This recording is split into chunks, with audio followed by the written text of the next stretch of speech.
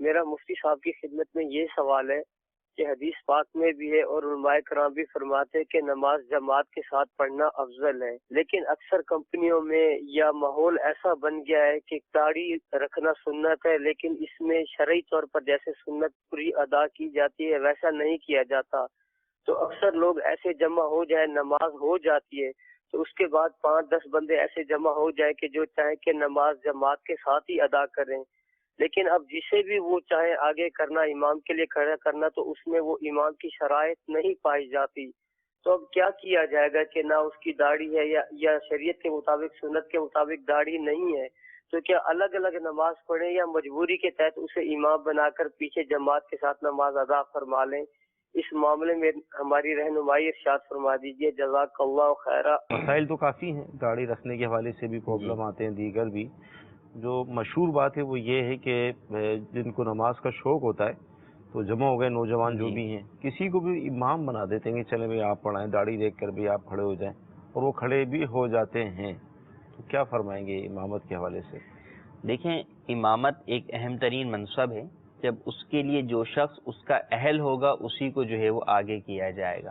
اور اگر کسی کو لوگوں نے ظاہری صورتحال کے اعتبار سے اس کو آگے کر دیا لیکن وہ خود یہ جانتا ہے کہ میں اس کا اہل ہی نہیں ہوں، تو اس کا آگے بڑھنا جو ہے وہ جائز نہیں ہوگا۔ وہ کیوں اپنے ذمے دوسروں کا جو ہے وہ گناہ لے رہا ہے؟ تو امامت کے لیے ایک تو یہ ہے کہ داڑھی والا دیکھ کر آگے کر دیا، قطع نظر اسے کہ بھائی اس کی تلاوت درست ہے یا نہیں ہے، قطع نظر اس کے کہ اس کو جو ہے مسائل نماز بھی آتے ہیں یا نہیں، پتہ چلا نماز میں غلطیاں ہو جائیں، سجدہ سہو ہو جائے یا نماز فاسد ہو جائے اور فارغ ہو گیا نماز پڑھا کے اور معلوم ہی نہیں، تو ایسا کرنا تو جو ہے وہ ہرگز جائز نہیں ہے۔ اگر داڑھی ہی نہیں ہے، یعنی ظاہری طور پہ جب دکھ رہا ہے کہ اس کے اندر یہ علامت نہیں ہے،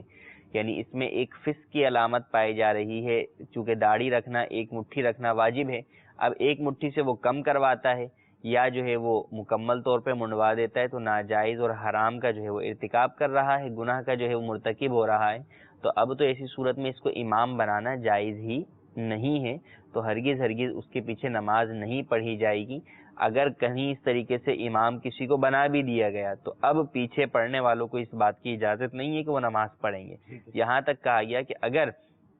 سارے ہی اس طرح کے لوگ موجود ہیں، 4 افراد ہیں، چاروں کی جو ہے وہ داڑھی نہیں ہے، تو اب یہ نہیں کہ جماعت کی فضیلت پانی ہے تو کسی ایک کو آگے کر دیا جائے گا، وہ جماعت کی فضیلت تو حاصل نہیں ہوگی، الٹا گناہگار ہو جائیں گے اور اس نماز کو دہرانا پڑے گا۔ ایسی صورت میں ہر ایک اپنی علیحدہ علیحدہ جو ہے وہ نماز ادا کرے گا، نماز جو ہے وہ علیحدہ علیحدہ ہی ادا کی جائے گی، جماعت کے ساتھ ادا نہیں کی جائے گی، کیونکہ نماز کے لیے جو امام ہوتا ہے، مقتدی اور پیشوا ہوتا ہے، اللہ تبارک و تعالی کی بارگاہ کے اندر وہ شخص جو ہے وہ مقتدیوں کا نمائندہ ہوتا ہے، تو اس کا اس بات کا اہل ہونا ضروری ہے کہ وہ نمائندہ بننے کی صلاحیت رکھتا بھی ہے یا نہیں۔ جب اس میں صلاحیت نہیں پائی جاتی تو ایسی صورت میں اسے آگے کرنا یا اس کی اقتداء میں نماز پڑھنا یہ ہرگز جائز نہیں ہے۔